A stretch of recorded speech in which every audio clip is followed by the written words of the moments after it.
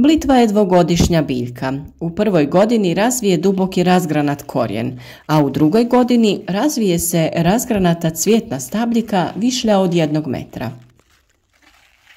A kako da imate ovako lijepe i krupne listove blitve tokom cijele godine? Pogledajte u današnjem videu. Blitva se obično sije izravno u zemlju, ali za ranu proizvodnju može se uzgojiti i iz presadnica proizvedenih u grijanim zaštićenim prostorima. Blitva ima veliku mogućnost prilagodbe tlu i klimi. Minimalna je temperatura klijanja oko 5 stepeni, a optimalna između 16 i 24 stepena. Pri nižim temperaturama od 5 do 10 stepeni biljka sporo raste, a optimalna temperatura rasta je između 16 i 20 stepeni. Na otvorenom se sije na razmak od 30 do 50 cm red od reda, a prorjeđuje se na razmak od 20 do 30 cm u redu. Presadnice se obično sade na razmak u redu od 30 do 40 cm, odnosno 5 do 9 biljaka po četvornom metru.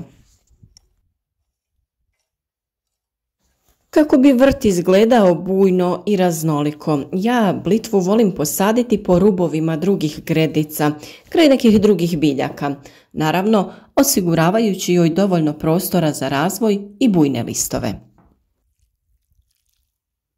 Tokom uzgoja potrebno je osigurati dovoljnu količinu vode i naravno obilno zaliti nakon same sjetve. Blitva nema neke velike zahtjeve prema tlu, ali najbolje uspijeva na dubokim strukturnim tlima dobre propusnosti za vodu i dobrog kapaciteta za zrak. Optimalan pH tla za blitvu kreće se između 6 i 8. I mlada, ali i potpuno razvijena biljka može podnijeti blage mrazeve, što omogućuje čak i prezimljavanje u nekim područjima.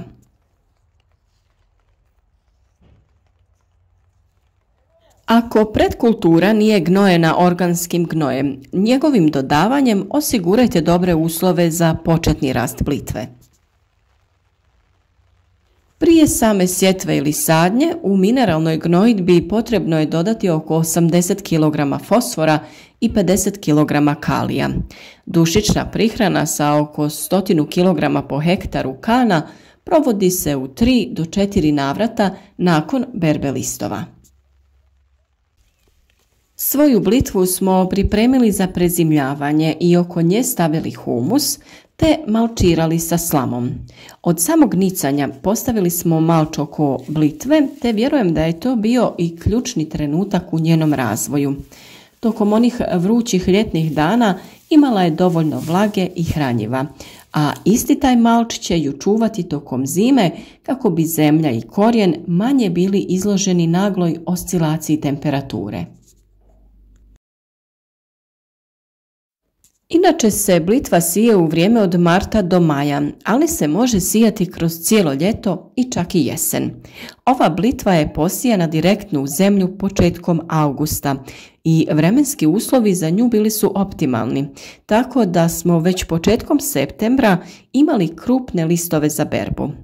Sada, početkom oktobra, ponovno smo brali krupne listove i očekujemo barem još jednu berbu do prvih mrazeva. Dok god su dnevne temperature između 15 i 20 stepeni, ona će nastaviti da se razvija i da i dalje ima bujne listove.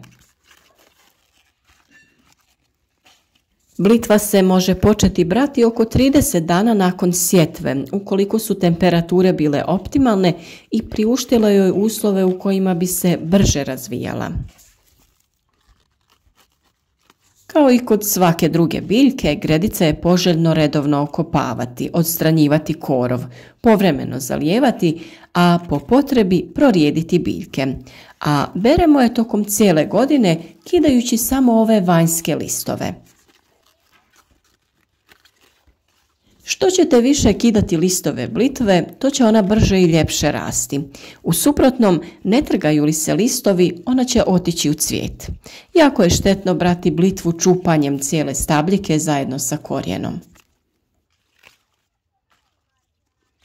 Blitva se najčešće koristi kuhana u malo vode i začinjena maslinovim uljem i bijelim lukom, ali može se i pirjati te pripremati na druge načine zajedno sa drugim vrstama povrća. Također se može zamrznuti na isti način kao i špinat. A blitva ima mnoge zdravstvene dobrobiti. Naročito se cijeni za reguliranje probave jer je dobar diuretik, a preporučuje se i kod slabokrvnosti.